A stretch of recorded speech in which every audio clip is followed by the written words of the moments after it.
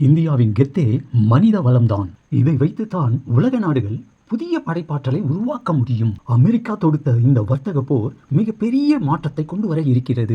இந்திய தலைமையும் குறிப்பிட்ட நாடுகளை மட்டுமே சார்ந்து இல்லாமல் தொலைநோக்கு பார்வையில் அனைத்து நாடுகளையும் ஒருங்கிணைந்த தொழில் வர்த்தகத்தை தொடர்வது புதிய அத்தியாயத்தை தொடங்குகிறது.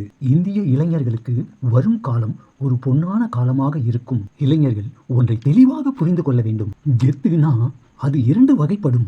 இளமையில் இந்த கெத்து கண்ணை மூடி திறப்பதற்குள் இளமை மறைந்துவிடும். ஆனால் இந்த கெத்து தன்னுடைய அறிவாற்றலையும் ஆளுமை திறனையும் எப்பொழுதும் ஹீரோவாக வைத்திருக்கும். இந்தியாவில் பிறந்த சுந்தர் பிச்சை மட்டும் தானா என்றால் கிடையாது. அமெரிக்கா போன்ற முன்னணி நாடுகளின் வளர்ச்சிக்கு இந்தியர்களின் பங்கே அதிகமாக இருக்கும். அதனால்தான் சைனா முதல் ரஷ்யா, ஜப்பான் அநேக நாடுகளில் இந்தியாவை சேர்ந்த இளம் பட்டதாரிகளுக்கும் ஆளுமை திறன் கொண்ட பணியாளர்களுக்கும் ஃப்ரீ விசா வழங்கப்பட்டுள்ளது.